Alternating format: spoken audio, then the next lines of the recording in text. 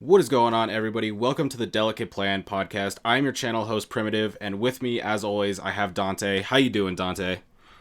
Pretty good, pretty good. How about yourself? Doing good. Finished up the holiday season here. Did have a little bit of a sickness, which is why we did miss the episode last week, but we are bringing it to you here. And man, we have some spicy things to talk about with all of the cards that we have revealed coming out. We have a crazy new deck in the D Reaper, and I know we want to get talking about that. So, what are you thinking about EX2, D Reaper, and all that stuff that we're seeing that's really crazy from what we have now in the modern Digimon? Oh man, this deck is very, very unique. I mean, it first of all, the deck has many different ways of generating its own resources. Secondly, it doesn't have any levels whatsoever. So our normal, typical way of deletion just kind of goes out the window because there's no level. It's no level three, four, five, six. It's nothing. So Mm-hmm. in order to kill these things with any kind of card effect, you're kind of going to need to kill it by DP and game mechanic in order to even get these off the board point kill it by card effect. But um, I mean, I'm excited. I see this deck really, making a splash, especially if they do slow down the format. It's not as hyper aggressive as it is now. I don't know how, Bandai was going to do that or if these decks are just going to naturally evolve itself. But this D Reaper deck seems pretty good. I wouldn't go as far as saying a tier one, but it is a very good tier two rogue deck. That if you go to your locals, you can probably, take your locals by surprise if you go ahead and pilot this deck. Yeah, I mean, this deck is going to be a deck that's around for sure. I don't know, since we haven't actually played with it yet, how powerful it's going to be with comparison to everything else that's coming out in this set and the previous sets. But when we're just looking at the cards themselves, they're very powerful. We have the Mother D Reaper, who itself is a Digitama, which is something that is completely different from anything we've seen in the game so far. And honestly, I didn't even notice it when I first saw the card come out that it was a Digitama, so I was actually kind of confused on how you were going to play the card until I saw that keyword. But overall, it just has a lot of really crazy support.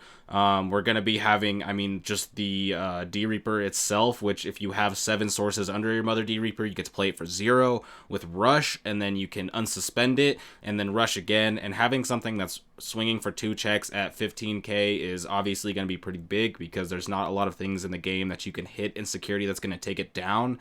And then we have the ADR09 Gatekeeper, which comes out of security, just like Zwart Defeat does without battling. But on play, you get to recover 1 if you have a D Reaper. And then on your opponent's turn, if you have 6 or more sources, you get to have the security attack -1 on all of your opponent's Digimon. So you're going to have this giant Mother D Reaper, which is going to have things like blocker on it. And you're going to have your opponents, all your Digimon, having security attack -1, which is going to make it so that they can't even really go in for big game swings and just really shutting down the game. So it's definitely a giant. It's going to slow down the deck a lot. I think things about like trashing sources might be a little bit more important going into this meta if this deck does start to take over, because the deck relies on Mother D Reaper having a lot of its sources, so if you can kind of limit that, it might slow down the deck. But once I saw the Gatekeeper and the fact that it's a security Digimon that has 11 or 10k and it recovers and does security attack -1, I just thought, wow, this card is pretty insane, and it's gonna make the deck probably what makes the deck really crazy. We have a lot of the other cards like the Searcher that are going to be really good, but the Gatekeeper itself I think is a pretty crazy card. Yeah, it has all the makings to slow the game down, stall the game out until you can get 7 on your Mother D Reaper, drop the Reaper itself, and kind of swing in for a game. Like you said, so ADR02 is a searcher. Mm-hmm. And when you don't have any other ADR02 searcher on the field, you play it for a 1 cost. Yep. So it's highly, highly cost efficient. And then on the play, it draws a card. Yeah. So you're able to actually gain resources heavily with it. And then Mother D Reaper, once per turn, you just go ahead and put, any ADR just Digimon underneath it. So it makes room for if you have two, you play one, draw a card, put it underneath the Mother D Reaper as Digivolution sources, play another one for one, draw a card, and it constantly just keeps everything going. It has its own inherent searcher with pendulum feet, and then Mm-hmm. Bubbles just takes a card from your hand. Takes a searcher for a card from your hand or on the field, put it underneath the D Reaper, so it accelerates the process. It has its own built-in blocker with creep hands. It's one of those things to where it even has its own built-in destruction with pallet head. Mm-hmm. I mean, yeah, it's not the best removal, but when you can, boost these things up to, 7, 8, 9K from the inherit of the searcher, and putting it underneath as Digivolution sources, you can start popping level threes, level fours, level fives. You can get some crazy, crazy things going on with this deck. I think they really hit out the park with this in particular art type and Yeah. fleshing everything out to where they don't need to rely on outside sources, don't need to rely on other digimon outside their own archetype. Everything's fleshed out within the archetype itself. Yeah. Do you think this archetype would get more support going forward, or do you think this is already it's already got some pretty hefty support, with basically just a large section of EX2 kind of being dedicated to this whole D Reaper thing? But do you think that they would go into this deeper in the future sets, or do you think that this is kind of just the one time thing? Is it going to get the black treatment where it just gets support one set and then not again for a few sets, or what are you thinking? Well, I think this in particular art type, all it really is missing is its own, um, basically its own tamer. Yeah. Needs to be a memory tamer. It should be like a evil Jerry. If you watch the anime, Jerry gets taken over. Mm-hmm. So it should be like an evil Jerry, like a white, four-play cost Digitama with a memory, just a memory tamer. So that would make the deck really complete.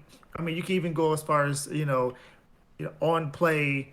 If you have a Mother D Reaper and your nursing or raising area, you can promote it the turn this Digitama was played. Mm-hmm. Something to that extent to where it gets the deck flowing to where it doesn't have to wait a turn. You can hatch, play for four, put Mother D Reaper out there, and now you can next turn you have three memory to play with to constantly keep going. Yeah, so you're saying like an on play to kind of promote it, kind of like a Mimi type thing, but just specifically for Mother D Reaper. Correct. That's the only thing about this that if you do remove it, like how we was talking about before we started, yellow is just DP reduction, and once the Mother D Reaper is pretty much gone, if you don't have another one already hatched, you can't really do too much. It's Yeah. one of those things where now you have to wait a whole turn. Your opponent most likely is just going to, hit for security checks left and right. Probably try to end the game before you get your Mother D Reaper out. I see that as being the biggest flaw of the deck, but this deck is not busted beyond belief to not warrant a memory tamer like that. Yeah, I think the deck might be okay in the hatching sense, just because you're really only gonna want one Mother D Reaper on board, and so if you like hatch your first turn and then promote it the next turn, then coming back into your turn, you can just hatch again and kind of leave it in there. So the deck might be chilled there, but I guess we'll have to see. I think the thing that I'm most worried about when it comes to this deck is probably ADR 06, the Horn Striker, just because it has Rush itself. So you can use Mother D Reaper's effect, where once per turn when you play a D Reaper card, you can reduce its cost for each Digivolution source. And so if you have 7 underneath, you can go into Horn Striker, have it rush, and then you can play the regular D Reaper to trash those 7 sources to have another rush and then unsuspend. And so that's a combo that's going to be 3 checks right there, while also developing a 7K and a 15K. And I think that's the offensive pressure that's really going to put this deck over, just because if we look like right now in our current metagame, a lot of the offensive pressure that we have, it comes in doing like 3 checks. We have Bond, which if you have, or Bond of Friendship, which if you have the Gabumon, you get 3 checks. If you have the Agumon, BT6 Agumon with the Agubond, you can get 3 checks. Jesmon most of the time does 3 checks, and then Unsuspended does 3 checks. So we know that the power of being able to do 3 checks in one turn is very powerful.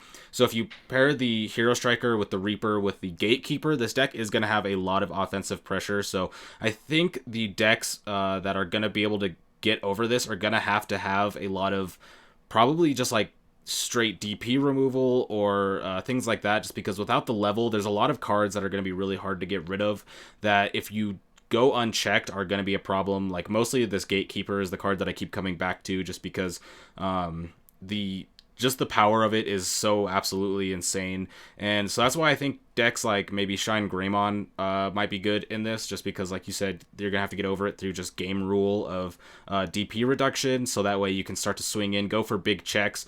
And so the decks are probably going to have to balance both aggression and aggression and attacking and aggressive defense in being things like big DP removal or being able to have cards that can't be blocked, going for higher security attacks. That way the security attack -1 doesn't get over you. I've seen a lot of people talk about Jesmon versus this deck. I think that's just because a lot of people have Jesmon on their minds in our current format. I don't know going into EX2 how big Jesmon's going to be, but I know a lot of people have been talking about Judgment of the Blade being a card that will be used a lot, so that way you can get a big Digimon, and then you can just Judgment of the Blade and swing over things like Gatekeeper, and then swing over the Mother D Reaper when you have big boosts and stuff like that. And I think those are the cards that you're going to have to look over. Like you said, this deck may not be tier 1. We're really going to have to see how the set comes out, or the metagame develops with when you count for older sets plus this set. I know that in Japan we can see some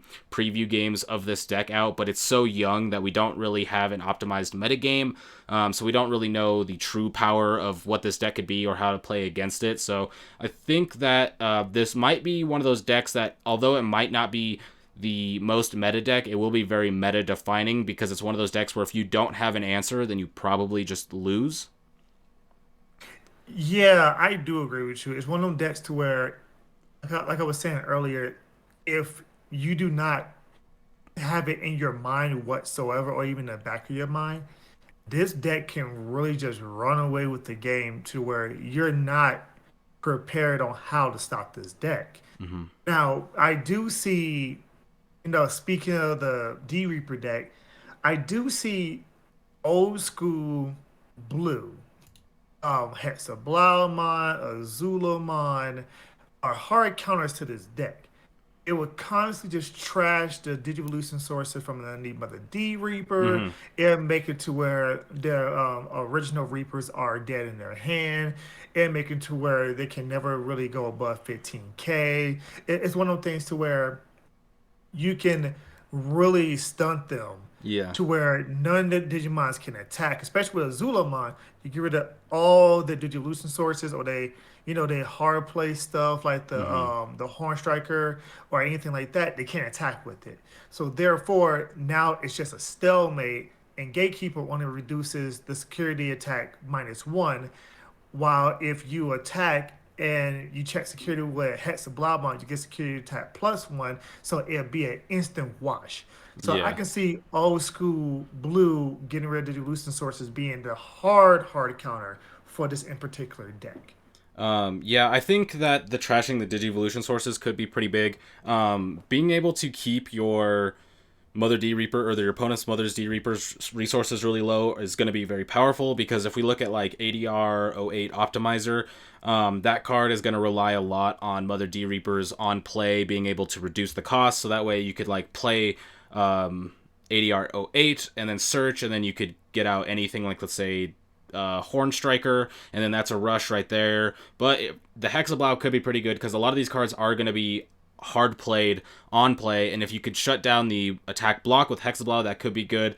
Again, it's going to have to come down to how the rest of the metagame works, because just hard countering this, if it doesn't work with what else is in the metagame, isn't going to be as optimal. But what do you think, like, you build this with? Because you're not likely going to just build D Reaper, where your deck is just white cards, you're going to probably have some sort of backup strategy to it. And I've seen a lot of people be talking about like yellow base, so you can play recovery cards. So that way, if you start to fall behind, you could play things like Magna Dramon, or you could have reinforced memory boost and things like that. So that way, you can kind of have that defense through in your security while you're kind of building up this D Reaper that you're trying to build up with your searchers and the gatekeepers and stuff like that, so that you can go for that big turn where you kind of just swing in or make it so your opponent can't really get through. Because if you don't have the ability to stop the D Reaper chain or the Mother D Reaper chain, where they just kind of get sources and all these cards start popping off, it is going to be pretty hard. So you're going to have some sort of backup source for your opponent when they can shut down your Mother D Reaper. And I've seen a lot of the yellow talk, but what do you think that like we might see people playing alongside this D Reaper stuff?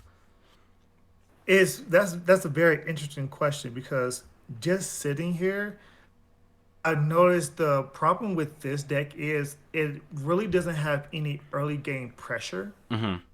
but a deck that is very road to niche at best that I know that has very early game pressure is Eosmon. Mm-hmm. So maybe throw in some level 4, level 5 Eosmons and then Mm-hmm. play the 4 memory tamer to where now you have a memory tamer. When you play Eosmon, you can get another tamer out your hand, the level 4 one, or when you attack, you can play another Eosmon. It gives you that early game pressure, and the deck and the engine itself searches itself out. Uh-huh. It's almost like a comp. It's almost like it's complementary to this deck in particular because just like Eosmon level 5, you can have 50 of the ADR02 Searcher in the deck. Yeah. So just having the consistent draw power of the Searcher and being able to constantly put bodies on board and even playing, two or three of the Eosmon for the 5 drop because there's any white Digimon, so Yeah. you can take all these Eosmons and get rid of any threat on the board that you really want to, and it gives you another bigger beat stick outside of just depending on Reaper, outside just depending on Horn Striker to do all your damage. Yeah. I think the Eosmon could work just because you'd be able to use the white card synergy with the Tamers and stuff. My only concern of putting the Eosmon in there is the Eosmon lists tend to have a generally high commitment in the amount of cards that you need to play for it, just because you want to play a decent amount of the level 5s, the level 4s, and the Tamers. You probably wouldn't play the level 6 in this type of build just because you wouldn't really have the room. So I think going with the white type of like build with the Eosmon could be good for the like early aggression. I just worry that it could be potentially bricky just because you're probably going to be running a decent amount of searchers because they work the same way. And so it's like, how are you going to balance out the amount of searchers that you're going to play to the amount of Eosmons that you're going to play? But the other thing that we haven't really talked about is we have all these D Reaper cards that are in here, but how many of them are you really going to play and at what count, Because there's what, 9 ADRs, I believe, and then the regular Reaper, and you're probably not going to run 4 of all 10 of those cards, or else that's obviously going to be 40 cards in your deck. So I think one question is just how much cards are you going to be committing to the D Reaper build? Just in general, like, is it going to be a 30 card thing? Is it going to be a 40 card thing? Because I think when you factor in how many cards might be played just as the core of the deck, if you have a very high amount of cards in the core, like let's say for example you play a lot of these at 3, let's just say they're all at 3, so you play 30 cards. Obviously that's probably not how it's going to be, but just for example, let's say you play 30 cards there. Well, if you only have a 20 card build for the side, like extra, then you're gonna have to find a second side engine that's not going to like conflict with it as much, because you're probably going to want to play Tamers. So that's another 3+ cards that are going to be committed to Tamers. You're probably going to want to run some sort of option cards. We have the new plug-in cards, which if you have a tamer, you don't need color requirements, and so you could maybe throw those things in there. And so, um, like I guess as a question to you to go back to it a little bit, what do you like looking at the ADRs here? Which ones do you think are actually going to be played, or do you think some of them might not see as much play?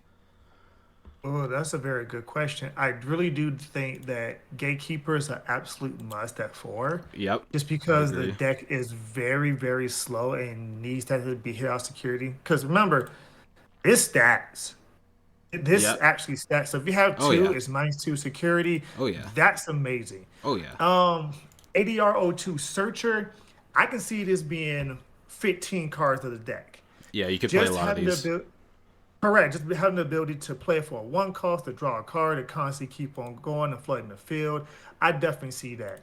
Um, I mean, your Searcher is Pendulum Feet, but with all the draw power in the deck out with Searcher, Mm-hmm. I don't think that normal searching in Digimon with this is necessarily going to be, a big deal. Yeah, you can play it to get no, a D Reaper and and an ADR02 Searcher Mm-hmm. among them, which is good. So yeah, you can play a few of those in the deck, but I don't think that's a necessary, necessity. Yeah, Horn Striker is is on the definitely same a boat. horror.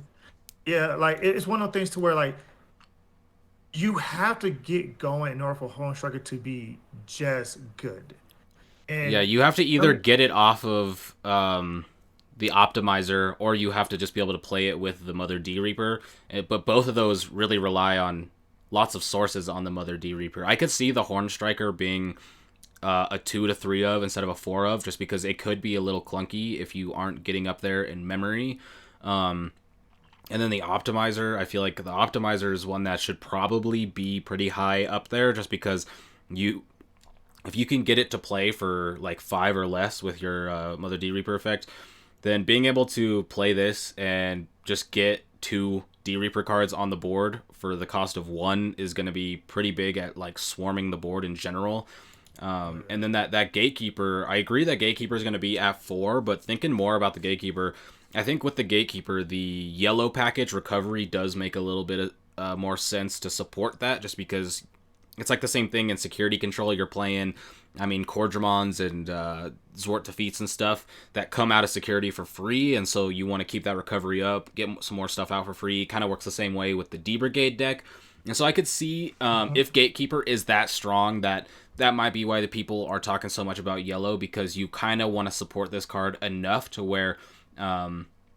Like if you can just get these out with a D Reaper, Mother D Reaper being built up, it's just what does your opponent do at that point? that is true. I do agree with that. Like just having two of these on the board shuts down, a lot of red decks that wouldn't just one shot you.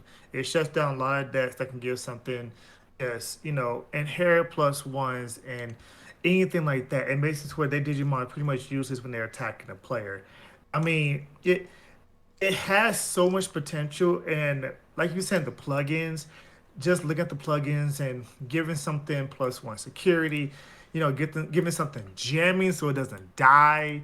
It's one of Exactly. the things to where, I mean, you can say, a yellow. I agree with you that I can agree with you that yellow probably be the best route for it. Mm-hmm. I could even say maybe splashing some red and just be able to give something just, security checks upon security, especially Reaper, because Yeah. Reaper is not Yeah. once I per could see turn the when it attack also plugin scans. A being able to give one of your Digimon security attack +1 going with the D Reaper or with just the regular Reaper, because I mean you have Rush, so you're gonna be able to, if you play it for 0 and then you play the boost for 2, give sec +1, you can swing 2 checks, put 2 searchers underneath, and then swing again, and then when you have the 2 searchers, you get what is it, 2K or 1K each boost for the inheritables, and Yes, so okay. you're going to be able to swing at 17K for 2 checks.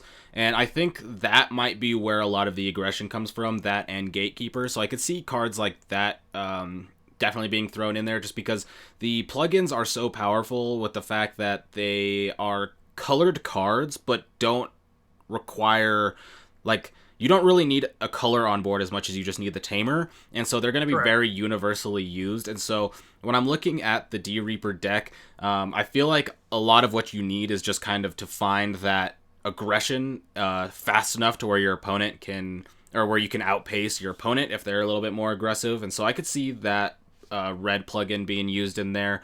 The like security effect of it obviously isn't going to be too important because it just searches out a tamer, but like just being able to have that ability to essentially make a Reaper be a zero cost on play rush that swings 4 checks and essentially doesn't die because it'll be at 15k for the first check, swing be at 17k for the second check, and then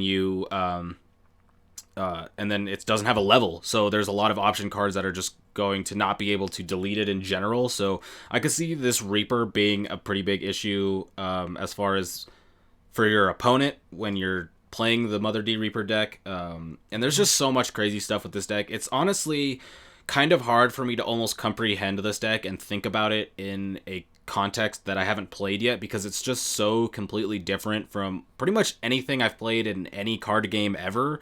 Not even just Digimon. It's just so it's just very weird because the fact that you have a Digitama that is a giant Digimon that you can buff up, you can give it all these different inheritables, and you can make it so that you can play off of it because a lot of these other cards play off the fact that it has sources and all this stuff. It's just so different that it's kind of hard to just really even guess how this deck's gonna be without playing it, you know. Yeah, correct. And for everyone at home that does not know the inheritable of O2 Searcher, it's all your Digimon with D Reaper gets 1,000 DP. Not Correct. just the one that's it's under, but all of them. Mm-hmm. So while Reaper is attacking for 17, 19, 21k, your Mother D Reaper, your Optimizer, your Horn Strikes also gets more DP. The more DP that the more Digivolution Yep. sources underneath the Reaper. Mm-hmm. And that makes it even harder for your opponent because let's say you hit something, right? Like your opponent swings in with a hero striker, right? And you have that gatekeeper on the board, and they hit something like, I don't know, let's say Transcendent Sword, right? To give Hmm. minus 11k, but you have like 4 searchers underneath your D Reaper. Well, now it's at 14k, so it's like you can buff up these cards so high that going wide with this deck and with these searchers, you're gonna have so many Digimon that are just generally hard to play or hard to get over and delete Oh yeah. just by the amount of DP they have. Oh yeah. I agree. This is one of them decks to where it was made specifically to go wide. There's no Digivolutions whatsoever in this deck. So if you want to play this deck pretty optimally, you kind of want to go wide. Yeah, I mean, I say maybe sis. I mean, you can probably put in one or two of the Jerry's just to keep on searching. Mm-hmm. But this deck really, it's once you get past turn 4 or 5 and it doesn't die, this deck is just gonna go wild. Yeah. It's gonna get Reaper off. The Reaper can do +1, like the Reaper with the plugin can do +1 security. It can, check you for 17, 19, or even if it feels like, you know, oh, I want to tackle my little ones, but I don't have, there's the plugin that gives a jammy. Mm-hmm. So these, like you said, these plugins are going to be in every deck. I don't see why would these plugins would not be in every deck. Giving something +1 security, giving something jamming, or being able to just, draw a card and then Digivolve a Digimon from your hand with a 3 cost or less, like without paying a cost. Like it's one of the things to where it's gonna be so freaking good. Yeah, I think. I mean, you might not. You mean you probably don't put all the plugins in every deck. I think it's going to be kind of Right. dependent, but I think they are those type of cards where, I mean, if we just look at not even just EX02, we look at like BT7 and beyond, and already what we have out, we already have such amazing tamers out, and we're getting more tamers that are going to be coming in the future. That it's to the point now where I mean, decks are going to be playing tamers outside of the fact that they're just memory tamers. There's a lot of decks that don't necessarily need tamers, but you have to play them because they're memory tamers. And so once we get to this point, every deck is going to be playing tamers, if not multiple tamers. And so being able to just have these cards that you could just play at basically any given point is going to be pretty good. The blue card, obviously, is probably going to be pretty insane. Just the fact that it's a consistency card, while also because you can, if you don't do it, you can just add a card to your hand, which is basically just three Hmm. memory, search the top five. But being able to just digivolve into anything that's not a white card, which is like a very, very big broad term. Like most cards aren't white cards, so you're gonna be able to Right. digivolve into so much. And then the security card of blue card, you can play one tamer from your hand without paying its cost. I mean that's it's essentially like That's so having good. like hitting a tamer in security because like I said, a lot of decks are going to be running tamers as it is, and so this card's going to be really good. But I know something that you want to talk about. We've talked about D Reaper for quite a bit now. Hmm. And something I know that you're excited about, so we could talk about it with the EX2, is going to be the Renamon line. Oh man, there's random online. Like I just by looking at it, it has all the makings to be a very, very, very good line. I mean, after It, we you just talked know, about how much the plugins are very good, this is one of those cards where you got to talk about it now because if we're going to talk about how good the plugins are in like every single deck, I mean, this is a deck that's kind of not revolves around the plugins, but it is a support to it, you know? oh yeah, like so okay, the Renamon, it on play you reveal the top four cards of your deck. It adds one of any of its evolutionary lines and a Rika if you hit it off those top four.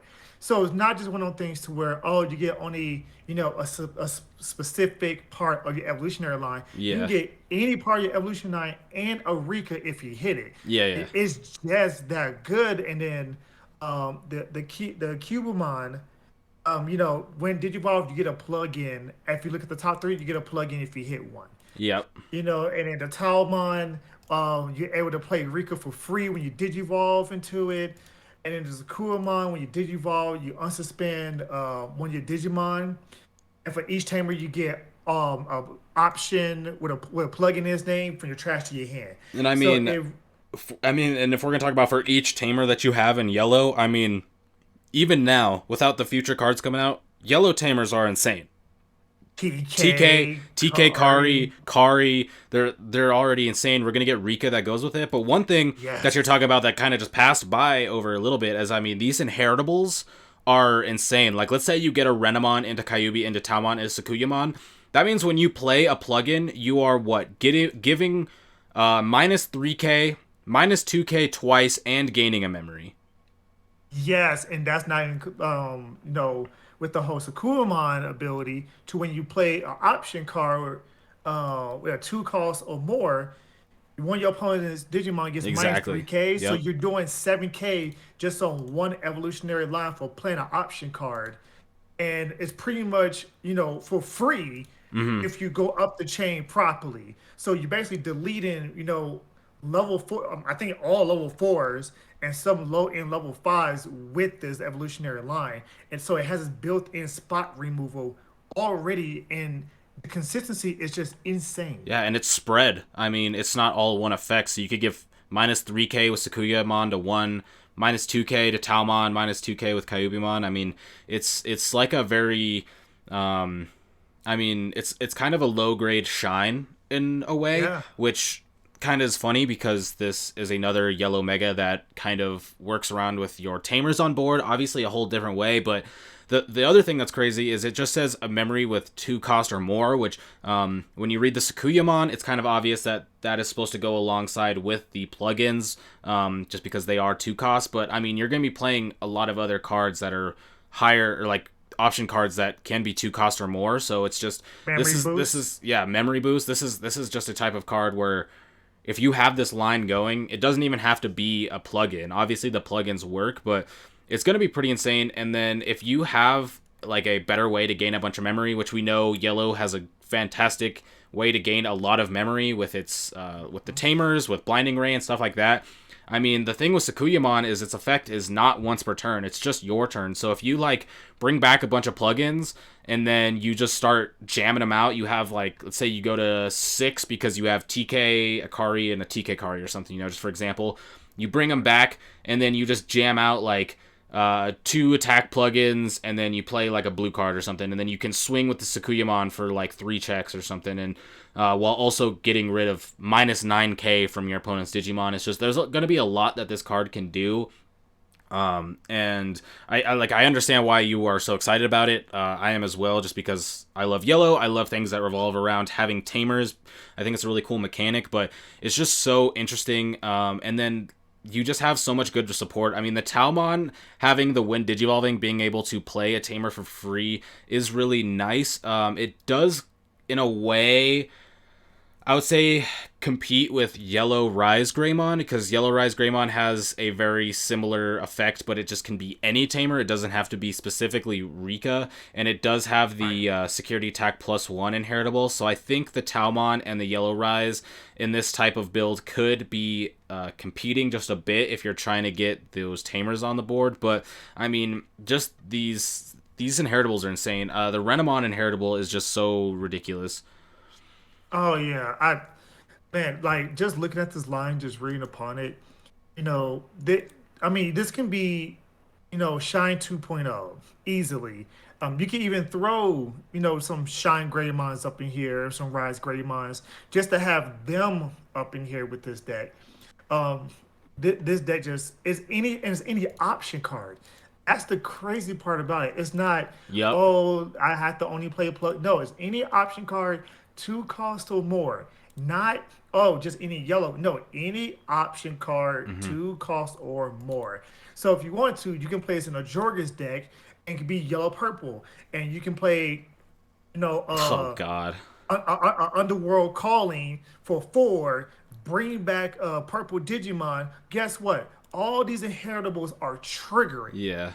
and you're deleting, you're gaining memory, you're reducing DP, and then that's enough to say that, oh, you brought back a promote that then goes ahead and gets 2 Digivolution sources, and then you draw a card gaining memory off of that. You can easily build up to build wide with this deck Mm-hmm. just by having just the stuff we have now. And I mean, if we want to go back just a little bit, I mean, if your opponent, the with the D Reapers, the Searcher is a your turn effect, right? And Hmm. so if you want to look at a lot of these Digimon that are in the D Reaper deck, they all would, like, you're able to delete a vast majority of them with just Oh the yeah. inheritables, you know. And then the one thing that we're just kind of glancing over with the Rika is the Rika's effect of your turn. When one of your Digimon with Renamon, Kaibamon, Talmon, or Sakuyamon attacks, you can suspend it to play a plugin without paying its memory cost. So you're gonna play it for free, and then boom, inheritables pop off. You know?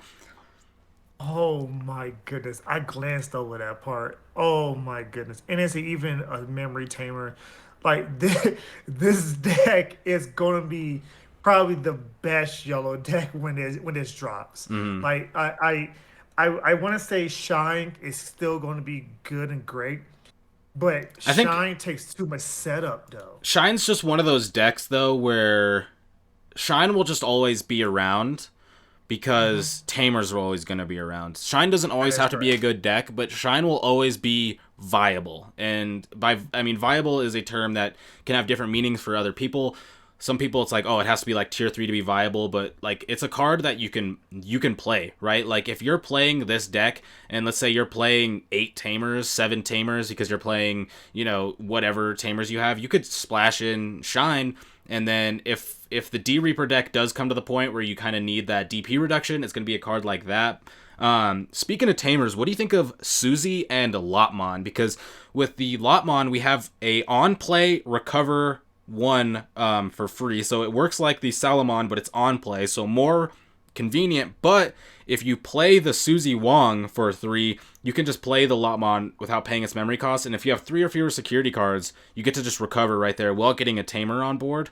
The only thing is it's a card where with Suzy Wong, you get at the start of your turn, you get to draw a card, and if you have 3 or less security, so it is a nice extra draw card, but it is another card kind of like the Kari that we have now, where if you don't have 3 or less, it is a little bit dead, but it is a kind of little 2-piece combo that we have. We have Lotmons that we have out now already that could work. It doesn't have to be the Lotmon that we have now, but how do you think like that type of Suzy plus Lotmon, do you think that would fit in with the whole Sakuyamon build, or do you think that's just something that kind of goes on its own?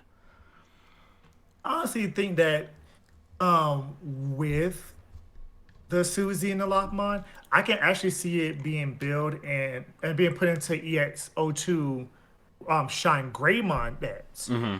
Where it gives you the tamer, then you play the Lopmon, then the Lopmon can either give you can play the +1 security Lopmon, so it gives you security, or you play the Lopmon that we play now, and then Akilamon, you can cheat yourself out up into a level 5, so you don't have to worry about running specific level 4s Mm-hmm. for a 3 cost. So it's one of those things to where I feel like Shine and Rise can make do better with the Suzy and the Lockmon combos. I can agree with that. I can agree with that because as somebody who's played a ridiculous amount of games of Shine and now 3 different metagames I've played Shine, um, it's just one of those things where in every deck that I play Shine, I always have to play a pretty high amount of recovery cards because it is just one of those decks where you kind of have to set up with tamers before you can really start to get going. Now, obviously, in like the Shine Greymon, and once we get like the hybrids out and stuff, they don't really play rookies as much, so it's kind of a different build. But I think it is one of those things that could definitely work with it, just because it is a slower style build with the Shine in general, just because you need tamers out, and so your opponent's gonna have to swing in, and then you have to be able to stop yourself from being able to get just your opponent going in for game. So I could see this being used. The Suzy being able to draw cards more consistently is going to make the deck more consistently. Lotmon being able to recover itself while also just being a rookie that you could either Digivolve on top of, or that could just be a check that you swing in, because it's one of those Digimon where once you get its on play, it's kind of done its whole deal. Kind of thinking about it, talking about Shine, and we're talking about the Sakuya. What do you think about a Sakuyamon Shine Greymon style build, considering that Sakuyamon is an 11k Digimon, right? So there's going to be a Uh-huh. lot of things in security that it will go down to. It's not like the Sakuyamon we have now where we're given -3k to their security Digimon, so it's going to be a little bit scary. But we are having this tamer centric Sakuyamon thing with the option card. So what if you had a Shine Greymon Sakuya type build where Shine Greymon on your turn will get +1k DP for every tamer that you have? So it's like you could go into the Sakuyamon because you're going to be building up tamers. You're going to have these other tamers. You go to Shine, and then you'll be able to swing in for big checks after you play like the attack plugin. So you could give Shine Greymon +1, +2 attack security attack while also being at like 16, 17, 18k DP. Swing in, and then every time you use this, not only are you getting -4k with the Shine with the Digivolve, but then after that fact, after you do the Digivolution, you can start playing these plugins to buff up your Shine with either security attack or jamming or whatever, while also continuing to give minus KDP with Sakuyamon, Taomon, and Kyubimon.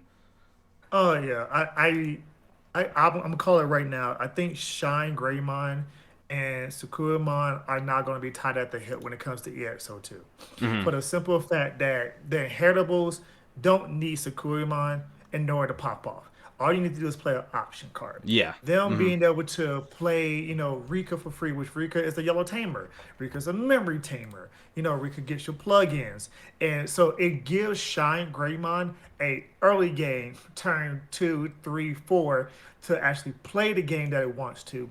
While Mm-hmm. Shine Greymon drops at turn 5, turn 6, suspending 3, 4, 5 tamers and wiping the board, while Talmon and Cubimon and Renamon, deal with all the problems at the beginning of the game to Mm-hmm. stun your opponent. It is going to be a wild, wild yellow deck. Just being able to have that option to Yeah. not just depend on tamers, but also to use the option cards or the plugins to hope grind the game out, and then the blue card, the white option card, Mm-hmm. that card is ridiculous. Like you play it in any deck because if you have a tamer, it ignores the color requirements, Mm-hmm. and then it reveal the top 5 and get a Digimon that one of your Digimon can digivolve into, Yeah. and then digivolve Th- into it. Like, Three memory, what? reveal the top five, Digivolve into Shine. Like easily. So Shine is now one cost cheaper if hit off of that card, Mm-hmm. and then on top of that is only a three cost. So if you play it without playing anything else, you're still able to attack and do security checks. Mm-hmm. And if you do play an option card, say you play like a plugin to give it a plus one security, you can gain memory back off of the inheritables and start deleting other Digimon like blockers. Yep. So this deck, this deck is a scary, scary deck if you want to combine the two together. It's just wild. I mean, trust me, I'm excited for it. Anything Shine Greymon is my cup of tea. I love Shine. It's definitely my favorite archetype in general, so I'm down for like all these different ones. One thing I was thinking about while you're talking too that is definitely something that is missing to a degree in Shine Greymon now is if you look at Yellow's rookies as far as on plays, we have some okay ones. Like you could think of like Pulsemon is probably going to be the main one. But because of the fact that there aren't as many crazy on play effects, Shine Greymon decks usually shy away from like the Angelomon with the play level 3 inheritable, but if you were going to Yeah. try and maybe play that in this thing, I mean, we have a Lotmon and a Renamon, which both have very powerful on play effects that are just naturally work with this type of deck. So I feel like when it comes to this type of deck, there's already a lot of support with the cards that we have out right now, and then once we start getting into the like BT7 and beyond where we have all the tamers and the hybrids, I think this deck is going to be pretty sick. I don't know how, going back to it, I don't know how powerful a lot of these decks are going to be just looking at the cards without playing the games themselves and stuff like that, but it's just something where it seems to be so like cohesive together that it just kind of, the deck just builds itself, you know. Oh yeah, like and we didn't even mention that Pokemon, which is the I Digitomic. was gonna bring up When, Pokemon. when you play it, when you play a option card, two costs more, you draw a card. Mm-hmm. So I give it to Bandai. I think they really looked at the first three, four sets and said, we need to do something about this. Because if you don't know that, if you see how the game is fleshing out, even in TCG, Mm-hmm. Bandai hates Rookie Rush. A lot more cards have inheritable destructions to lower threes or 4,000 or 5,000 lower Digimon with DP. Like they do not like Rookie Rush. They do not like player made decks. I mean, yeah, money wise, you know that a lot of companies want to flesh out these archetypes to have the player base, look into the archetypes and see the different mechanics and game play styles. But when you have a player made deck, it can be a gift and a curse. People Mm-hmm. love innovation, but at the same time, if the deck is so dominant, you don't want to end up with hitting more cards like we already got, hit on the ban list as it is right now with two Yeah. of them. Because, they was busted and we knew it was going to be busted. I think they really are fleshing out their archetypes extremely well, especially if you look at BT6 and going forward with the Just Mons. That was fleshed out very, very well. Mm-hmm. Um, you know, and then we have the Guilmon lineup, and then we have the hybrids with the Ancient Beetlemon lineup. Like, I think that's going to be a very good deck. You see Postmon, it has its evolutionary line. Just they're really doing the archetypes very well Mm-hmm. to where it doesn't feel stale. Yeah. Yeah. That's true. I do think that like I said, I kind of called it the black treatment earlier, where it feels like in the sets that we've had now, each set black kind of gets its own little thing, but doesn't really Yeah. get support for it till a little bit later. I think with the X antibody stuff that's coming out, they do flush it out a little bit, but I do think that with looking at this set, there's just a lot that like it's different than a lot of other card games. I feel like where if you look at a new set that comes out 4 or 5 sets after, like let's say let's compare EX2 to BT5, right? If you look at BT5 meta and you look at EX2 cards, there's a lot of cards in EX2 that just really work well with stuff that we had in BT5, right? So Right. there's a lot of Yeah, it's definitely like a lot of support just for stuff in the past, which is good because in a lot of other card games, when a new set comes out, a lot of times older decks just kind of go away. Sometimes decks will get stronger, sometimes decks will come back, but a lot of times there'll just be decks where they're around for 1, 2 metas, and then they're kind of irrelevant because they either get power crept or they're just other decks do the similar thing but better. As to where in this game, it looks like a lot of the older stuff is going to be viable, and cards from like BT1 or like 1.0, 1.5, and stuff like that are still going to be viable come 6 to 8 months from now, which I think is really good because that makes it so not only is it makes the game cheaper in a way because you don't have to continue buying stuff every set just to be able to play the game because you need like every single card. But it's also going to make it so people who go away from the game for a little bit and come back are going to have a better time being able to like build a deck, you know? Oh yeah, yeah, I do agree. I like that they're giving or paying homage to older archetypes. Uh huh. And like I do feel like the EX series are going to be just direct support for older archetypes that might need, extra support or more fleshed out cards. I look at EX01. We have Tyrannomon. Mm-hmm. Tyrannomon was almost forgot. It was totally Oh forgotten my about god, yeah. after BT3 came Yeah. out. Uh huh. But now that you got the Tyrannomon that able to play the Tiger for free when digivolving, Mm-hmm. you're able to go ahead and play, red green because it can digivolve from a green or a red Digimon. It's one of the things where I think what they're doing is these EX side sets are going to give the certain archetypes the necessary boost to not really become meta viable, but to keep up, to keep it tier two, to keep it To give it rogue, a to chance. keep it one of it. Correct. Like, I mean, because look at the Gargemon line. No one's looking at Bergemon and Gargemon, Mm-hmm. but they got more support up in EXO1. Yep. So people might look at it like, oh, what does these cards do? Let me see about the whole Beomon line. Mm-hmm. Maybe I can build something around it, or it'll be a complementary engine, all that kind of And stuff. that's a really good thing if we just want to go out of the competitive realm in general. I think being able to make like tribal lines viable for people who just want to play, who just enjoy card games and want to use their favorite Digimon, you know. Right. I think that's a good thing because there are like the Tyrannomon. Like if you made a Tyrannomon deck right now, it would be in a competitive tournament viable situation. It would be awful.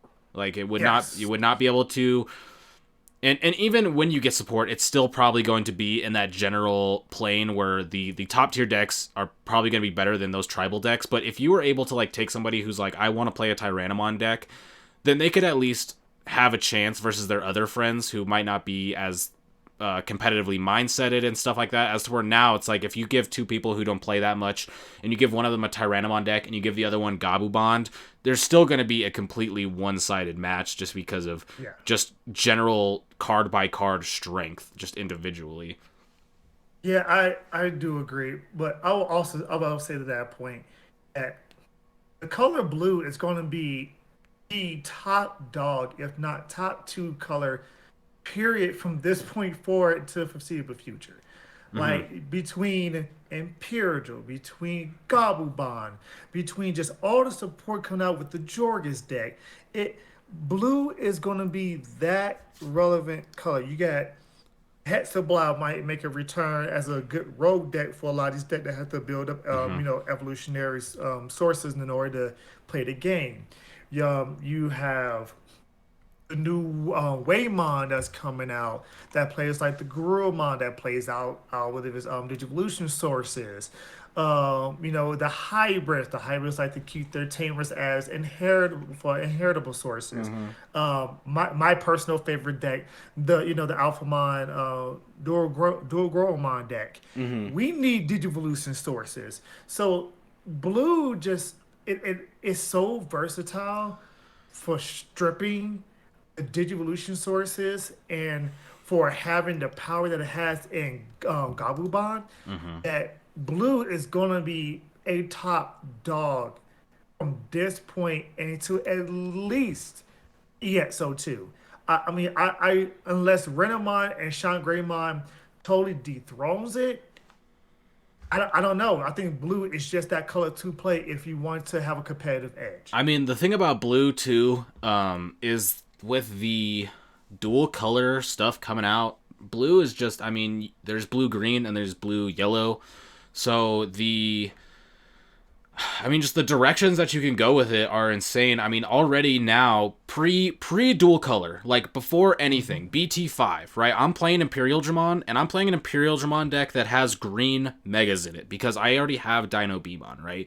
And Right. being able to have that different thing where it's like, if you play an Imperial deck, that's great, but you play an Imperial deck that also has a Nidhogg. Okay, well now that's a whole different game plan. So once you start Ooh. factoring in all these other things and you make it that much easier to get these dual colors, it's gonna be insane. I mean, we have like for example, we have the Marine Angemon in EX2 since we're here, right? So we have the blue yellow recovery, and this is a card where it's just straight up for each of your opponent's Digimon without Digivolution cards, recover one. Obviously, you can't go over 6 with its effect, but I mean, let's say your opponent's playing D Reaper, right, and they have 5 Digimon on board that don't have sources on this, and you play this, and you go from 1 to 6 security in your blue deck, right?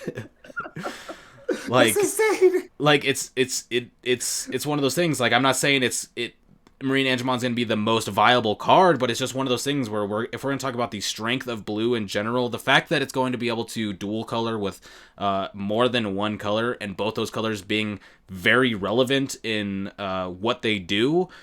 I mean, I have to agree with you that blue is very strong. I've already kind of been on that train. In BT5, I obviously played a lot of Lord Nightmon. Everybody saw my Lord Nightmon stuff. Everybody in our local area, I'm sure, wish that I didn't play Lord Nightmon, but after a while, I switched over to Imperial, mostly because I just kind of got bored of playing Lord Nightmon because it just felt so In here. one-sided. Like most matchups, it just, I mean, unless somebody was playing like green or Rookie Rush, it was kind of just solitaire a lot of the times. And so I switched over to Imperial, and after playing a lot of games with Imperial and going deep, I was just like, man, blue cards are just so incredibly powerful, especially now when we're looking at like Bond. I mean, we talked about this the last podcast about why is Bond of Friendship so much better than Bond of Bravery, and it's just blue cards are insane. Hammer Spark, insane. Kakai's Breath, insane. We get Ice Wall next set, insane. Probably maybe the Yes. strongest card in the whole game coming next set will be Ice Wall. And it's like, Yes. and then we have Davis. So Davis is insane, especially when we get blue green. That's insane. We have, like, I mean, we just get so many cards for blue that are just Yeah. so incredibly powerful that when I was playing Imperial, it really opened my eyes to blue, because for a while I was like, I'm just a yellow player, right? This was a little bit more before I started doing a lot of the YouTube stuff, so I was really just playing the one deck, and I was like, yeah, I'm just a yellow player, and stuff like that. But now I'm like looking at it and I'm just like, maybe I'm just a blue player, because like the card strengths are absolutely insane. And I mean, if you just look at the archetypes that we have, it's insane. Like, Imperial was strong last set, even if it did have a bad matchup to Lord Nightmon. It had a very straightforward line to beat Lord Nightmon just because of the power of the cards like Jamming Vmon. Like, Jamming Vmon was an insane card. Hammer Spark is Still always an is. insane card. Once Ice Wall comes out and you pair that like you Ice Wall your opponent and they have to pay 2 attack, and then let's say they hit Hammer Spark. Okay, they just had to pay 4 memory to attack. And it's like, it's just blue is insane. And it's only going to get more crazy, even just not even looking at EX2, because if we look at EX2, the blue cards themselves aren't, that broken, right? Right. Like, there's nothing super duper crazy about them in EXO2, but it doesn't have to be, right? Like, if blue got crazy stuff every single set, then it would probably be unfair, because as of right now, I mean, Gabubond feels so far ahead of every other deck, in my opinion, that if we had any other stronger cards than we do now, it would be messed up. And the fact that we get Ice Wall next set plus a better Gabumon and like all this stuff, it's like, bruh. Yeah, yeah, I agree with you. It like, and this come from a purple black player. Mm-hmm. Like, blue is just crazy. And then like, we haven't even talked about the powerful, powerful armor Oh release my god. cards, the armor digivolution cards That's a whole nother that podcast. right, like even like most of them are blue. So it's one of the things to where if you're going to be in a competitive light and competitive scene, pick up blue right now before a lot of these, especially Imperial Dramons, like and especially the Pyro Dramons, the David. Like I just did a market watch. Davis is at $12, $13 right now for one rare. I know. Like And it's it's because it gets so insane. strong. It's that, and that's one of those things that I was saying. We get so much support for older cards that I mean, dude, have you seen Security Attack +1 Greymon right now? The one that comes Yes, from the I starter did. deck. It's It's it's twenty on my dollars. it's on my market watch. Like at the time, it was like 17, $18. And I was like, why?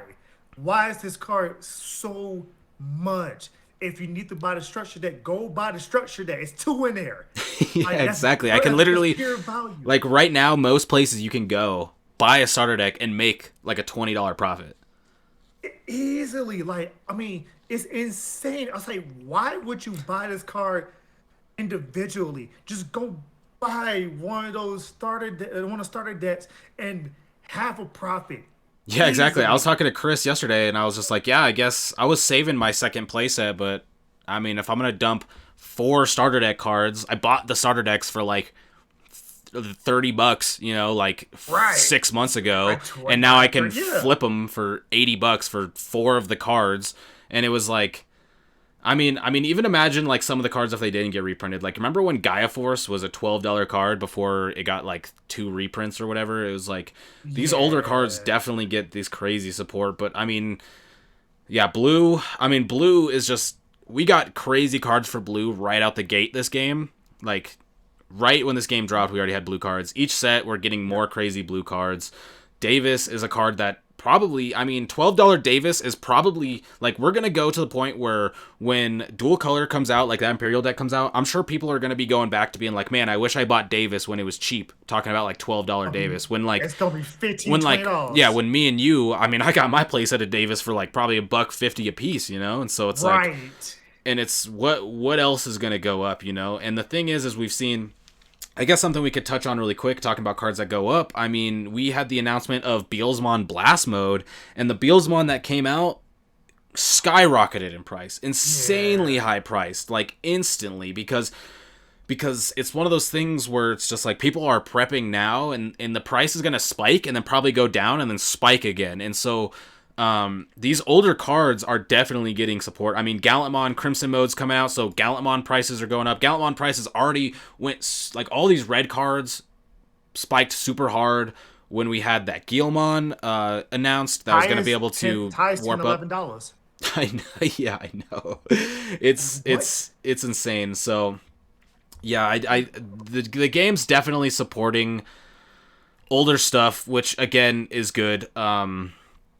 I think it is just good. I as somebody who played pretty much every card game to at least some sort of competitive degree in my past, my biggest problem, and I kind of went into Digimon with the same mindset, is that I would kind of like lock into one thing. And so I was talking about, I was a yellow player, is how I kind of identified back in the game, because I was like, oh, that would be the cheapest way to do it. Is like just be like, I Right. play this color and blah blah blah blah blah. But it's like one of those things now where it's just, you don't have to do that. If you just kind of hold on to your cards that you have now, they might just get better in the future, because like, let's talk about the Beelsmon. We have Blast Mode. Well, the regular Beelsmon was never really a good card in my opinion. Obviously, some No. people played it, but I mean, it's okay.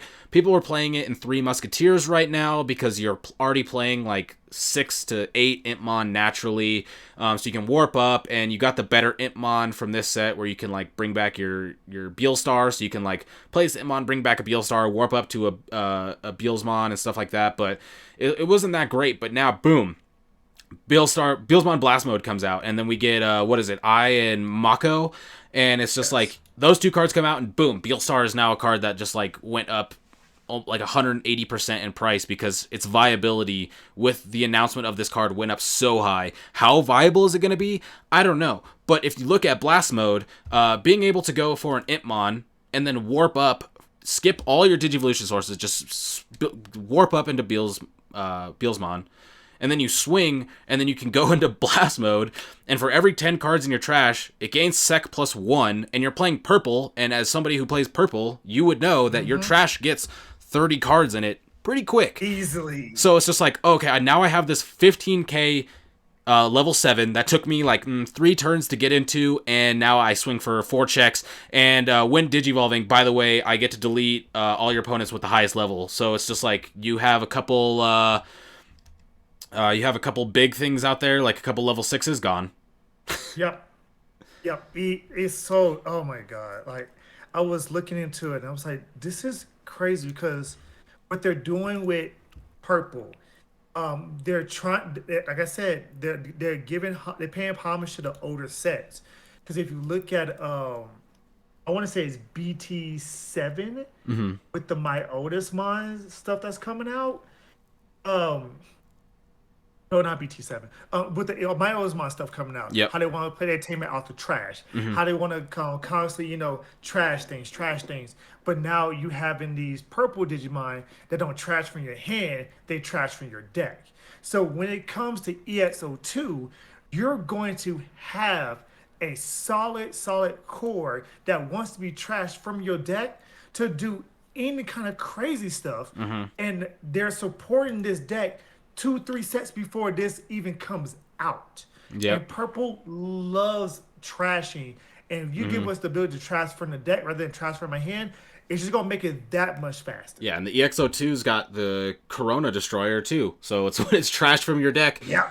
gain a memory, and so it's like they're like being able to support trashing, because I mean we already saw this in BT6, right? It got a whole new dynamic of like when you trash cards from your hand, you're getting Mm-hmm. extra effects, as to where in the past you were just kind of trash one, draw one type stuff, but now it's like trash one, draw one, gain a memory, pop a level 3, stuff like that. So when you pair Yep. that up with stuff where it's now when this is trashed from your deck, gain X effect. I mean, purple is getting a little bit of its own buff with this whole Beelsmon itself. I feel like just the blast mode itself kind of makes its own archetype, and obviously it's already been getting so much support from other stuff that it's like you can go pretty crazy. And then I mean, with the Beelsmon in general, we got a new Beelsmon in EX2. We were talking about the older one just because it can Yeah. warp, which makes it a little bit more accessible because you can. I mean, we talk about bricking, right? You brick because you either Yeah. like missed one step. Well, if you can skip the champion ultimate phase, well, that's I mean, if you could just going straight from rookie to mega is pretty big deal. And so we were kind of just talking about it, but I mean, there's the whole other Beelsmon, and so when you when you play this and like this style deck with the new Beals mode, it's like a whole deck. And so yeah, I mean, it just goes back to us talking about how I think you're just correct that these EX sets definitely just support older archetypes very, very, very well, and especially things that I feel like aren't strong right now. Right. Like it. Oh man, it's insane. Like, I mean, I saw the retaliation stuff that's coming out in EXO1, and I was like, okay, that seems pretty cool, but we need to find a way to trash it a lot more. And I remember looking at it, and the news came up or the new Beelzemon stuff, and I was like, wow, they're really building a deck to where you literally now can mill Mm-hmm. and you can see all your resources, pop the resources back out with like Underworld's Calling or I can't remember the other card that brings back a level 5. But it's one of the things to where now you really do play out the trash instead of having stuff stuck in your hand. Mm-hmm. You constantly mill at the top of your deck. You play the Impmon, delete you attack for security, hope it gets deleted, mill at the top 3, go ahead and be able to gain memory, play this, pop that, get all yeah, it's going to be a very destructive type of deck. Yeah. And I think Beelzemon Blast Mode is now the new level 7 for purple when EXO2 comes out. If you're not going to be able to afford the Zort defeats. Yeah, So and now it's in level Zord 7 defeats that card where Zord defeat will probably be good forever, forever. Yeah. just because the security Digimon thing is great, right? That's a plus side. But as we talked about at the beginning, there's tamers for so many good tamers coming out now. So the ability to digivolve into a level 7 for 3 opposed to 6 is one a big thing. Being able to pop a Uh-huh. tamer is a pretty big thing, and then being able Oh yeah. to um, I mean, come out of security is a pretty big thing. So it's like, I I, I agree with the blast mode being potentially the new premium level 7, as far Yes. as like for a little bit.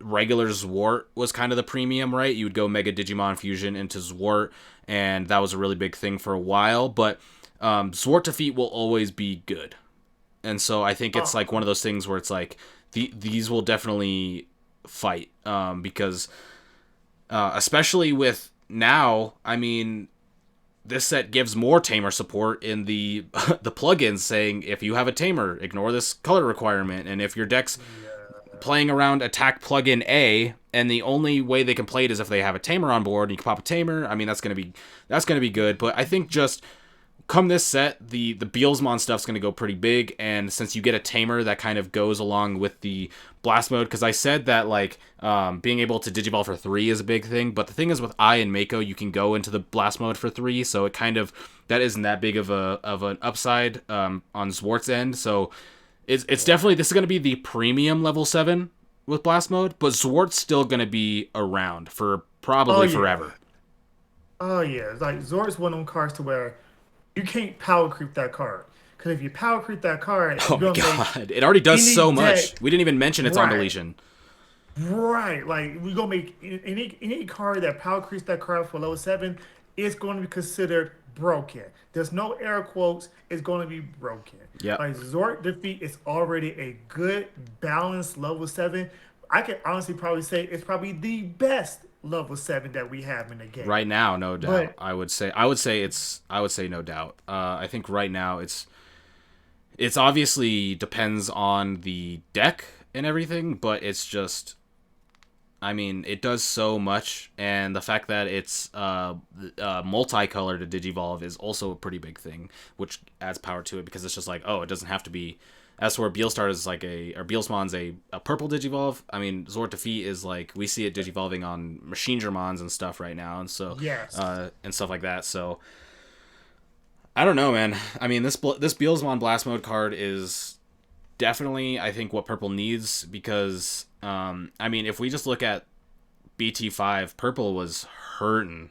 Purple was Yeah. hurting bad. People were like, Lilith Loop, Lilith Loop, Lilith Loop, and then they would just brick every game with the Lilith Loop, and it's just like, the deck needs something more consistent. I mean, we saw it with, there was a bunch of purple players in our area, and even just playing the Chaos Gallantmon, Titamon type stuff, even that was not that great. It was more consistent in your game plan, but you had to play a weaker Digimon to have a more consistent deck. So the Beelsmon is something that just, when you factor in the Beelsmon that can warp, plus the new Beelsmon, and then the blast mode, the new tamer, and all that stuff, it's gonna be very, very good. And I think the purple memory boost that we have right now definitely helps it, being able to search stuff.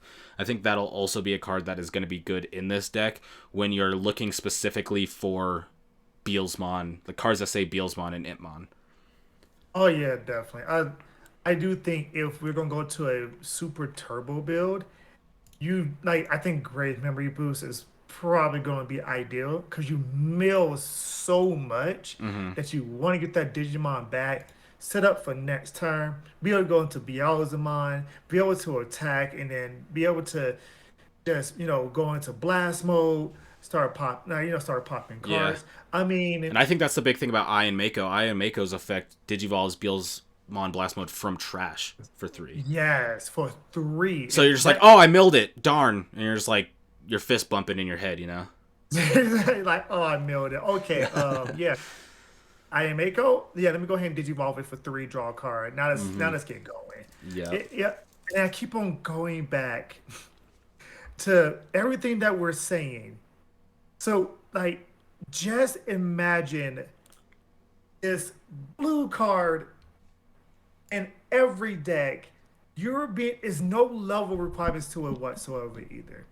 So if you have Beelzemon, you play this blue card and hit a blast mode, you're you digivolve into a blast mode. Mm-hmm. Like for three costs. So there's so many ways to cheat level sevens out now that are not white. Yeah. And that helps a lot of decks. And like you I said, mean, like blue card is just, jeez. it's insane, and that's not even saying that like we said, whole different podcast. Armor Digivolution, that's crazy. It's gonna be busted when this card comes out. Yep. The plugins are EXO2 is going to make every semi-viable deck viable.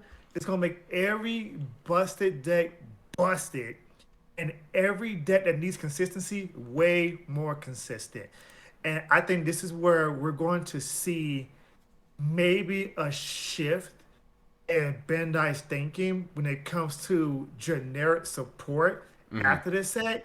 Because if they drop this set of EXO2 and everything's running rampant and going crazy, and it's this top dog deck, like how we thought Green was going to be back in BT4 before it got nerfed with two hits on the limited list. Mm-hmm. We knew it was going to be a busted deck. It was going to run rampant, I but mean, that I'm list terrified. I'm actually glad I got didn't hit. play in four copy Yeah, HPD meta. That sounds terrifying.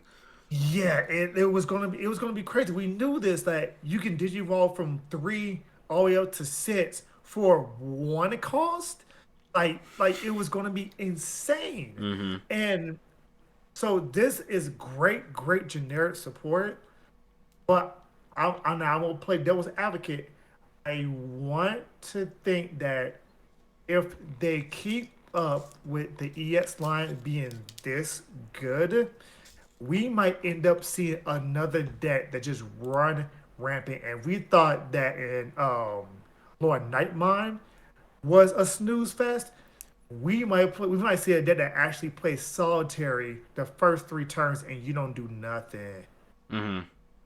I think Mother D Reaper could be that way, but not as aggressive, like oppressive, I guess, as you're thinking. But yeah, I don't know. I I think mean, Double Bond. the thing about neutral support is when you have a card that can be put in like every single deck with really little repercussion, because you don't need color support, you don't need to run weird stuff. That stuff can be kind of dangerous just because you don't really want decks to just become the same thing with a different, skin. It's like the same book but a different cover type stuff, where it's just every deck is kind of just blue card into whatever you need. And so I think blue card is fine. I think it's a very powerful card, but I do think that if you print a lot of things like that in the future, it could be detrimental to the game from a like creativity standpoint.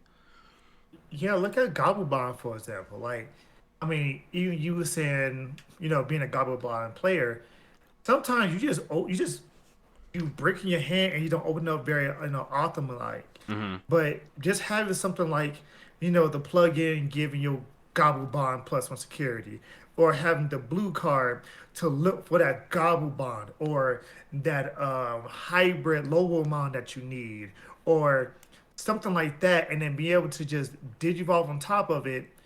Or if you don't, you add it to your Yeah, you hand. just search. Yeah, like it makes everything consistent. But and if you're not a Yu-Gi-Oh player, you won't understand this. But this is why they were talking about why Pot of Greed can't come back. It will make slower decks Make every deck better. faster, Yeah. but it will make faster decks extremely faster. I So mean, it's one of the thing is like, what is it? The draw card gain your opponent gains 1,000. Um, Upstart Goblin. Upstart Goblin, yeah, Upstart Goblin's Yeah. already nuts, So it's like, here's Upstart Goblin, but there's no downside. Correct. So yeah, I see it. They want to give all the slower decks more support, put them to the limelight. I think they need to be careful with Hmm. putting this much good, consistent, and just generic just support out there because you're going to make a deck, you're going to create an archetype that's going to be very good tier one meta, and it's going to be so fast and consistent because of all of these cards. You might have to end up limiting blue card, might have to end up limiting some of the plugins. Like they have to Yeah. just be careful with Yeah. what they make going forward because these are not archetype proof. These are not future proof whatsoever. Yeah. These are very generic and they're very powerful. Yeah. And I mean, the thing with like blue card is like if they should have just not given it a security trigger. I agree. I agree. If you hit security, it should just be gone. But Yeah, it's like the thing. playing It's like there's safe, some cards where they're just so good that they shouldn't have, like Blinding Ray, for example. You know, Blinding Ray was already a right? very good card, but imagine if Blinding Ray had the security trigger of Hammer Spark. Okay, well then it's broken. Blue card's a card where you're gonna be able to play it in like every single deck because, like I said, when you have a Tamer, you can just ignore require color requirements, and so it's like okay, that's great. But now it's like if it's in your security, it would be a dead card, but now it's just like, oh, now I get to play a card for free. And so you blue card, and then you get to play Davis, and then Davis activates, and then now you're at, it's like, there's just, I think the security trigger is where the carefulness should come from. I think having cards that are just dead in security is a good thing Right.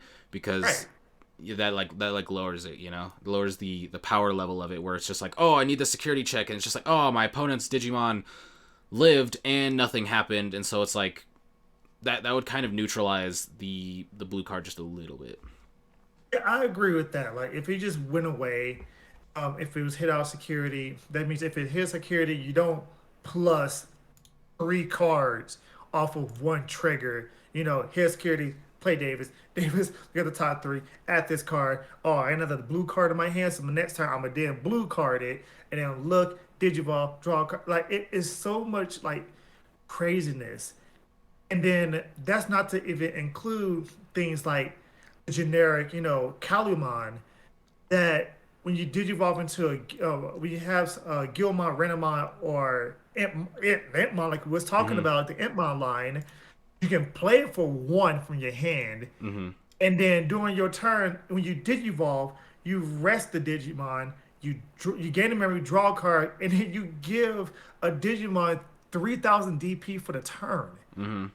Like that's that right there is how good generic support should be if you want to make, three or four decks decently viable. Okay, here's a white card. Yeah. Splash Yeah. white into your deck. It works for all four of these archetypes, something like that. I would not, I wouldn't hate if every color specifically like, if you had like Gabumon or something, or, a Boatmon, or just have that Mm-hmm. card to where you're able to play alongside it and it's a different color so you can do dual colors in your deck.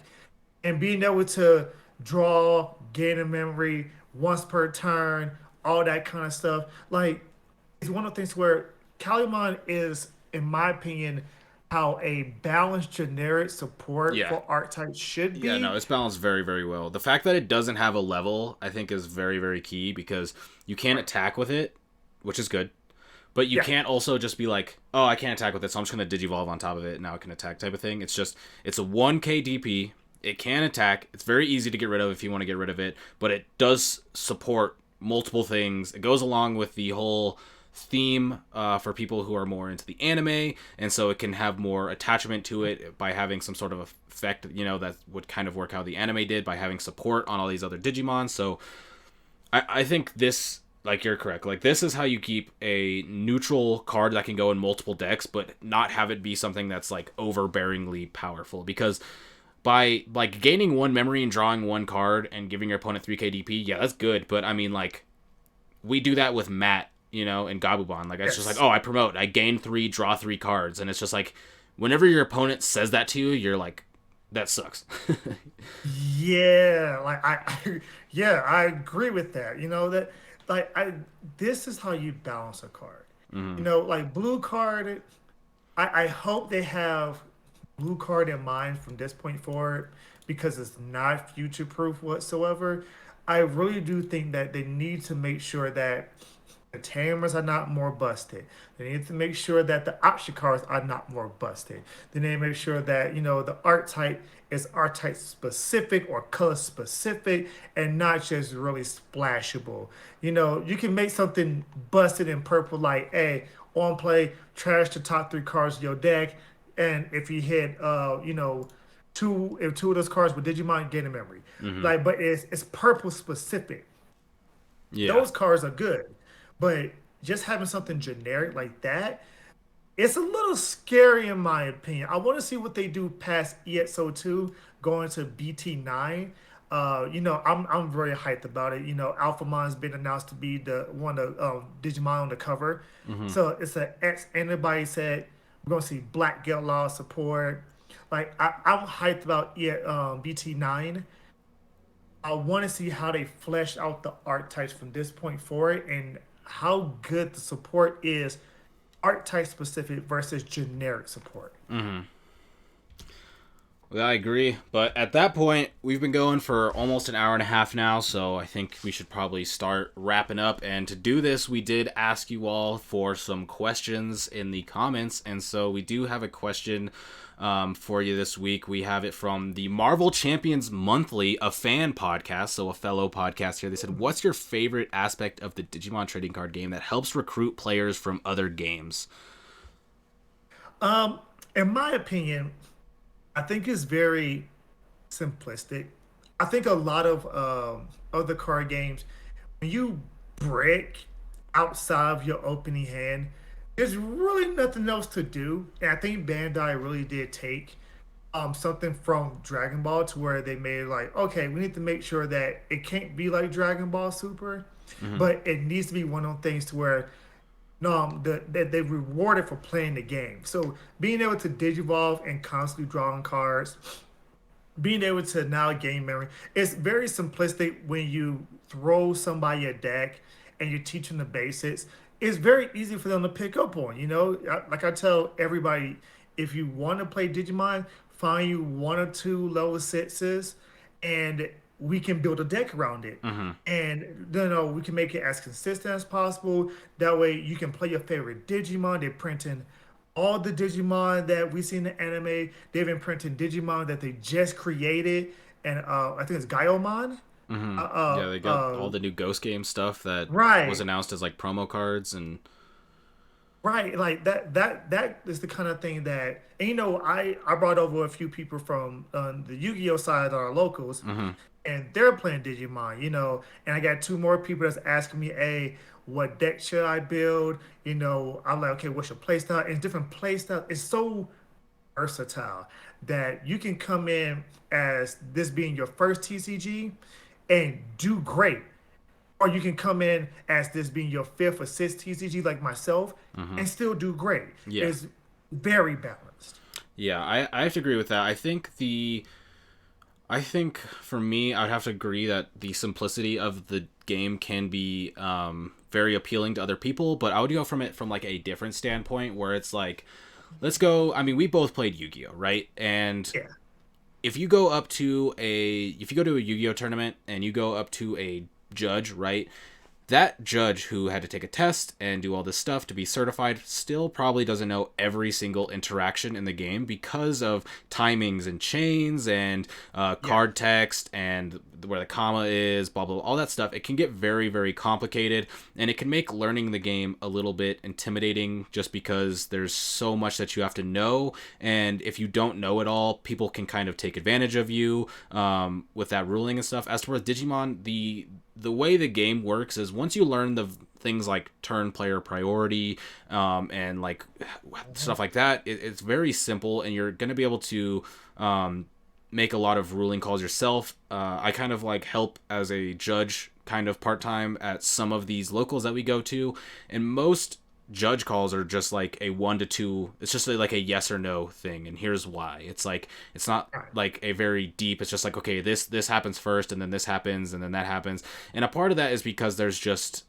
obviously not as much interaction on your opponent's turn, or like your opponent can't interact with your turn very much outside of like cards like Purple Kari or Purple Mimi and stuff like that, or like Mhm. Judgment of the Blade, where if they hit it out of security, stuff like that. So there's less interactions, but I think that is something that is good for other people, because you can kind of get into Digimon and you don't have to play it like it's a job to be able to show up to events and be able to compete at like if you wanted to do well, you don't have to study everything. You have to watch matches every day and read all these card Right. texts and stuff like that. And then the other thing is, what you kind of talked about, is if you pick megas, you can kind of just build a deck, because with Digimon, it's not tribal based. It's not like, okay, I want to build a Greymon deck, so the only cards I can play are Agumon, because Agumon can only digivolve into Greymon and stuff like that. It's just like, no, Right.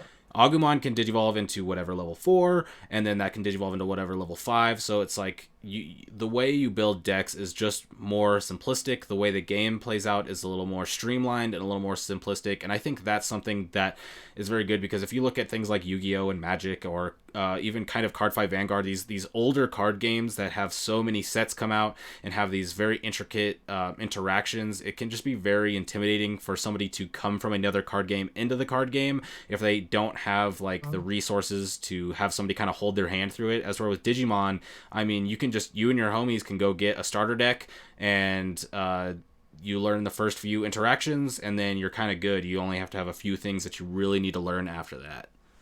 All right, I do agree. I think the inherited portion of it really does help as well. Because, I mean, there's only one quote unquote missed timing, and that's Mm-hmm. with the Guildmon and Chaos Gallantmon. But outside of that, you can activate your inherits as you see fit in the proper windows. Mm-hmm. So it's not like, oh, I missed the timing on this. It's like, no, I'm gonna activate this one, Mm-hmm. do this. I'm gonna activate this one, get a memory. I'm gonna activate this one, trash one, activate this one, the draw one, then I'm gonna activate this one, the draw one. It's one of the things where it's very simplistic, but it has a very high skill ceiling Mm-hmm. when it comes to what all you can do. And that's what makes this card game very, very great. Yeah, yeah. I do think I think you can also miss timing with the Marcus Ancient Greymon thing too, but that's just, I think that's the only other one that you can miss timing Ah, on. okay. So I So figured I'd two out of like thousand yeah. cards that we Yeah, have. exactly. It's very, I mean, it's something where it's like, if you didn't just like, if you're not like me and you go on like the Digimon card game Facebook and just see people who get into these really weird situations, you never would really know about these type of missing timing type things. But yeah, but with that being said, do you have any final words for us, Dante? um, EXO2 is crazy. And I can't wait to talk about Armor Evolution and that's the podcast. That's going to be wild. Mm-hmm. Yeah, and as for myself, I have to agree there. We EXO2 is very crazy. Everything we went over definitely excites me, I would say.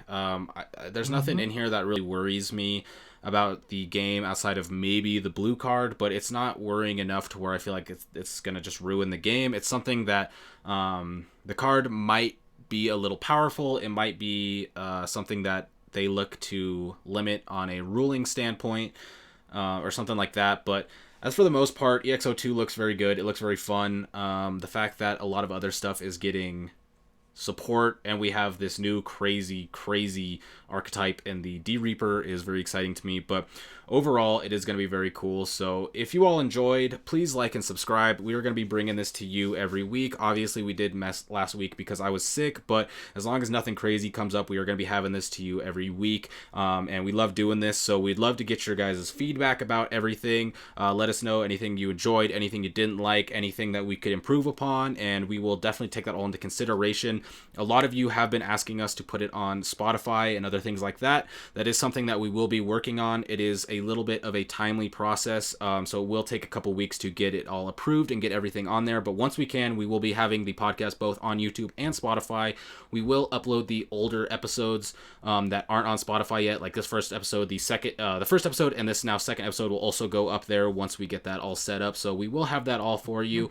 And once again, make sure to leave us your questions if you have any that want to get answered for next week, we will go ahead and grab one or two of them, get those answered for you. And yeah, with that being said, this is going to be our episode of Delicate Plan for the week. I hope you all enjoyed, and we will catch you next time. I am Primitive. All right, I'm Dante.